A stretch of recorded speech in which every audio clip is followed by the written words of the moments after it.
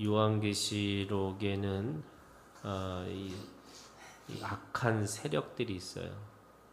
이 악한 세력들을 세 가지 상징을 통해서 우리에게 말씀하시는데, 첫 번째가 용입니다. 용이라고 하는 것은 이 악한 세력의 본질이라고 할 수 있는 거죠. 그래서 마귀 사탄이라고 하는 이름을 가지고 있는 용인 거죠. 이 사탄이라고 하는 것은 대적자고 마귀는 거짓말하는 자라는 뜻이에요.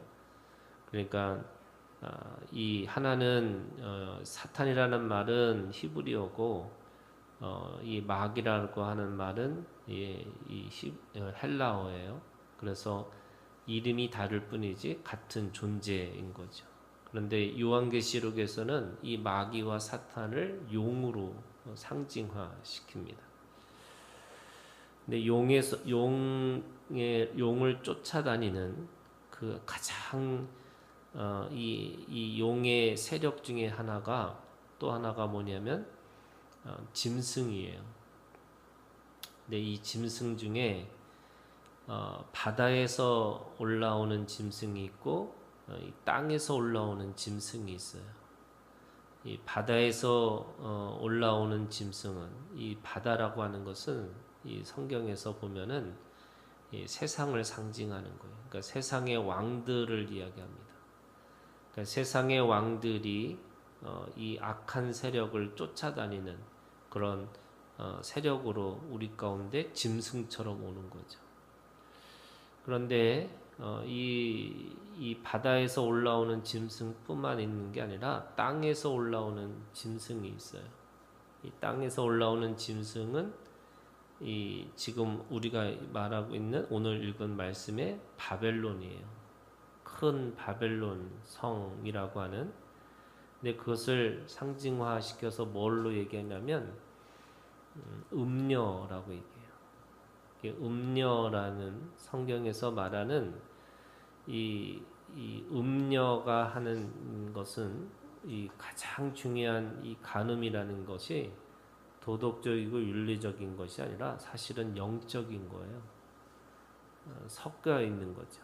그러니까 세상의 세속의 정신과 말씀을 혼동해서, 그러니까 이 땅에서 올라오는 이 바벨론은, 음녀는 세상에서는 가장 고귀하고 가장 아름답고 또 가장 사람들에게 유혹할 수 있는 모습으로 우리 가운데 오세요.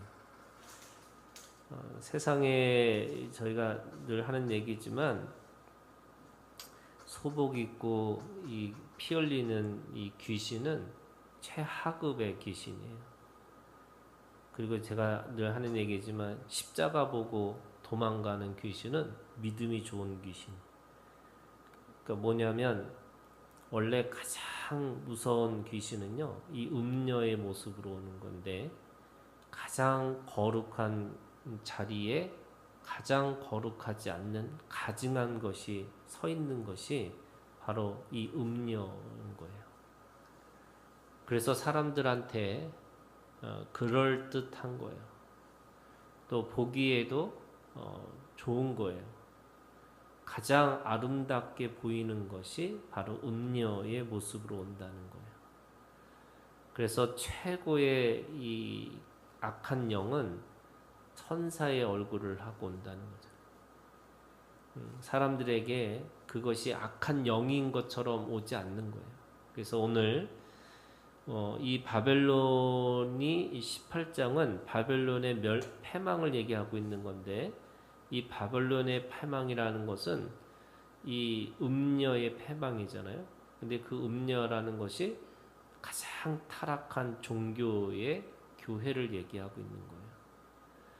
그래서 교회가 가장 아름답고 또 고귀하고 또 거룩한 것처럼 보이는데 가장 타락한 모습으로, 그것이 적그리스도예요.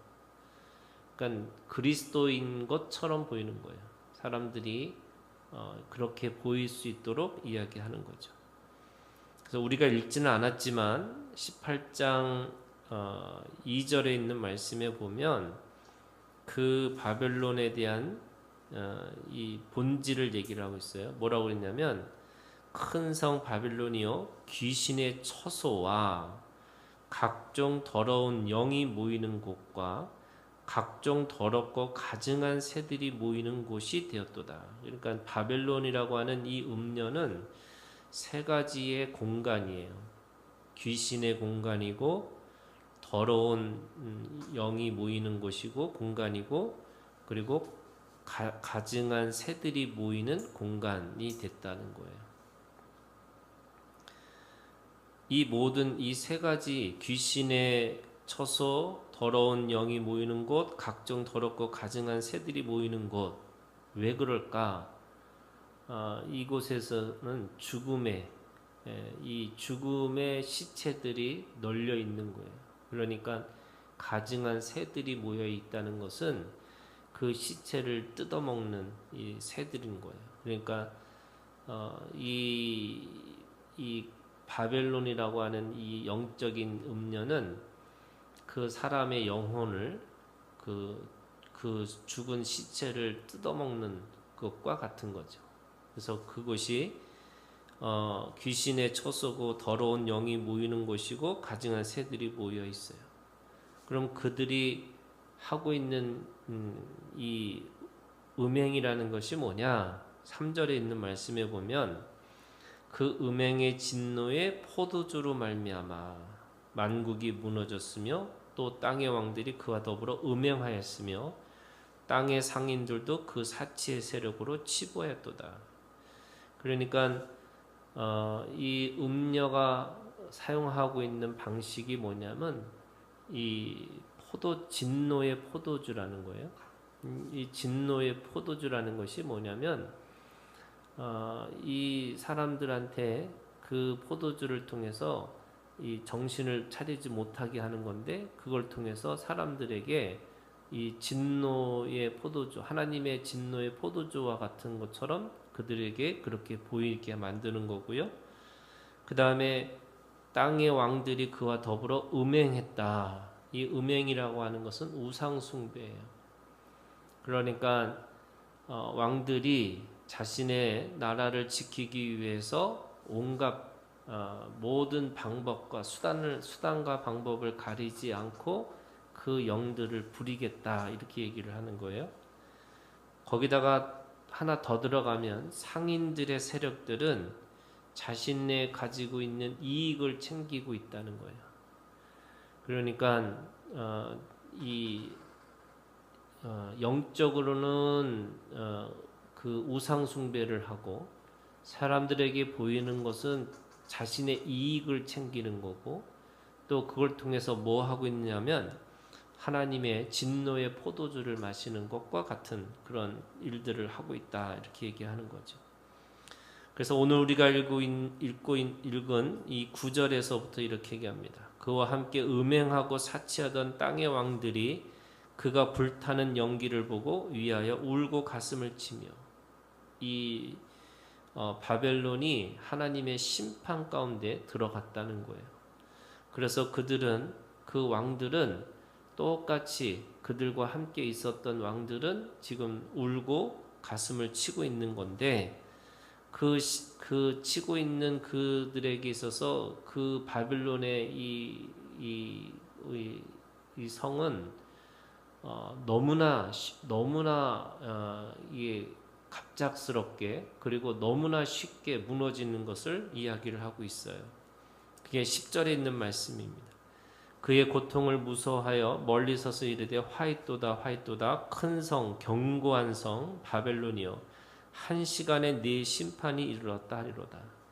지금 여기서 계속 반복되고 있는 그 시간의 개념이 한 시간이에요. 이 한 시간이라는 말은 굉장히 빨리 사람들한테 이 견고하고 절대로 무너지지 않는 것처럼 보이는 이 성이 그렇게 무너졌다라는 것을 이야기를 하고 있는 거죠.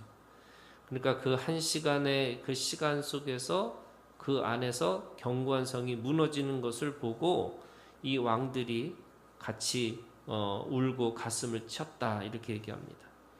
뿐만 아니라 11절에 있는 말씀에 땅의 상인들이 그를 위하여 울고 애통하는 것은 다시 그들의 상품을 사는 자가 없습니다.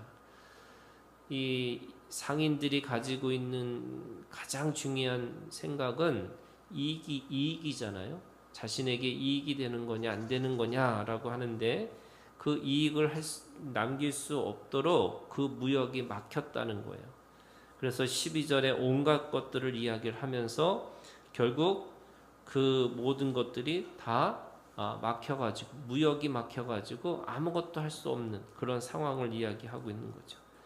그러면서 그들도 울면서 뭐라고 그러냐면 그것이 이 너무나 견고한 성이라고 생각했던 그 성이 없어지고 또 그 성이 무너지는 것을 지금 가슴치고 울고 있다라고 이야기를 하고 있습니다. 17절에 있는 말씀에 보면 그러한 부가 한 시간에 망하였도다 이렇게 얘기합니다. 그 부가 너무나 쉽게 한순간에 망하는 것이에요. 그래서 모든 선장과 각처를 다니는 성객들과 선원들과 바다에서 일하는 자들이 멀리 서서 그가 불타는 연기를 보고 외쳐 이르되 이 큰 성과 같은 성이 어디 있느냐 하며, 이 바벨론이라고 하는 이 견고하고 무너지지 않을 것 같은 이 성이 한순간에 무너지는 것을 보면서 정말로 이것이 망하였구나 라고 한탄하고 울고 있다 이렇게 이야기를 하고 있습니다. 거룩한 곳에 가증한 것이 서 있는 것이 종말의 의미예요. 근데 그 모든 것들이 가장 사람들한테 보일 때는 아름답고 또 그것이 정말 절대로 무너지지 않을 것 같은 견고한 성인 것처럼 보이지만 한순간에 무너질 수밖에 없다. 그것이 오늘 우리에게 주시는 하나님의 심판이라고 이야기를 하고 있는 거예요. 사람들이 아무리 자신이 머리를 짜고 또 계획을 짜고 그리고 모든 것들을 다 하나하나 살핀다 할지라도 그 무너지는 것은 한순간이라고 이야기를 하고 있는 겁니다. 그래서 오늘 우리가 이 거룩한 곳에 가증한 것이 서 있다라고 하는 것은 우리가 그것을 쫓아가는 것이고 그것이 맞다고 생각하는 게 아니고 그것과 대적하고 싸우는 거고 우리가 그 삶과 다른 삶으로 살아가는 것이 오늘 우리들의 사명이라고 이야기를 하고 있는 겁니다. 오늘도 이 믿음 가지고 여러분 바벨론이 한 시간에 망하였도다 라고 하는 이 고백이 오늘 우리가 그 안에서 하나님이 그렇게 하실 거라고 믿고 오늘도 주님 안에서 믿음으로 승리하는 우리가 되기를 주님의 이름으로 축원합니다.